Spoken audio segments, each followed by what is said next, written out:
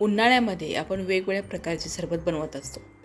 पण काही सरबत असे असतात की जे आपल्या शरीराला थंडावाही देतात आणि आपल्या शरीराला पोषणही देतात.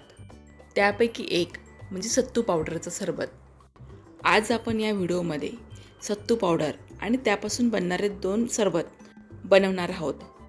सत्तू पावडर बनवण्यासाठी मी इथे 1 वाटी चणे घेतले आहेत. आपण मधल्या वेळेत खाण्यासाठी जे चणे आणतो तेच हे चणे आहेत. हे चणे हाताने थोडे कुस्करून त्याच्यावरचं साल काढून घेतलं. आता गॅसवर मी कढई गरम करायला ठेवली आणि त्यामध्ये 1 मोठा चमचा जिरं घातलं. आता जिरं छान खमंग असं थोडासा रंग बदलेपर्यंत मंद गॅसवर परतून घेतलं. जिरं चांगलं परतून झालं की त्यामध्ये साल काढलेले चणे घातले. आता चणेही आपल्याला मंद गॅसवर 1 ते 2 मिनिटांसाठी परतून घ्यायचे आहेत. हे चणे भाजलेलेच असतात, त्यामुळे यांना पुन्हा भाजण्याची गरज नाही.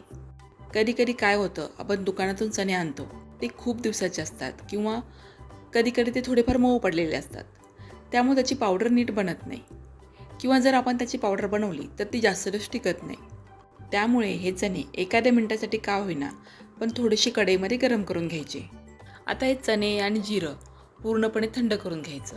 चणे पूर्ण थंड झाले की ते मिक्सरच्या छोट्या भांड्यामध्ये घ्यायचे आणि त्याची एकदम बारीक पावडर बनवायची. पीठ हातात घेतल्यानंतर हाताला थोडीशी कणी जाणवत असेल तर तुम्ही ही पावडर चाळून घेऊ शकता. कारण पावडर जर एकदम बारीक बनलेली असेल तरच ती पाण्यामध्ये चांगली मिसळली जाईल. आता ही तयार झालेली सत्तू पावडर काचेच्या हवाबंद भरणीमध्ये भरून ठेवायची. ही सत्तू पावडर फ्रीजशिवाय बाहेर 3 महिने छान टिकते. आता या सत्तू पावडरपासून सरबत कसा बनवायचा ते पाहू. 1 ग्लास सरबत बनवण्यासाठी एका बाउलमध्ये 2 चमचे सत्तू पावडर घेतली आणि त्यामध्ये पाव कप थंड पाणी घातलं. आता या पावडरच्या गुठळ्या होऊ नयेत म्हणून सुरुवातीला अगदी थोडंच पाणी घालायचं आणि हे पावडर चांगली घोटून घ्यायची. हे मिश्रण चांगलं एकजीव झालं की यामध्ये पाव चमचापेक्षा थोडंसं कमी काळं मीठ घालायचं. त्याबरोबरच साधं मीठही घालायचं. 1 चमचा बारीक चिरलेला कांदा घालायचा, कारण कांद्यामुळे शरीरातली उष्णता कमी होण्यास मदत होते. त्यानंतर यामध्ये बारीक चिरलेला पुदिना आणि बारीक चिरलेली कोथिंबीर घालायची. सगळ्यात शेवटी यामध्ये अर्धा लिंबूचा रस आणि 1 ग्लास थंड पाणी घालायचं. तुम्हाला जर हा सरबत थोडासा तिखट हवा असेल तर यामध्ये मिरी पावडर किंवा बारीक चिरलेली हिरवी मिरचीसुद्धा घालू शकता. आणि हा सत्तू सरबत थोडासा दाटसर असतो, एकदम पातळ बनवला जात नाही. आता हे मिश्रण छान ढवळून घेतलं की आपला मस्त थंडगार पौष्टिक शरीराला गारवा देणारा सत्तू सरबत तयार.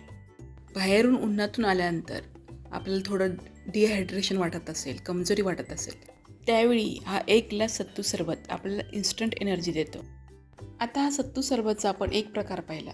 आता जर आपल्याला गोड सत्तू सरबत हवा असेल तर तो कसा बनवायचा ते पाहू.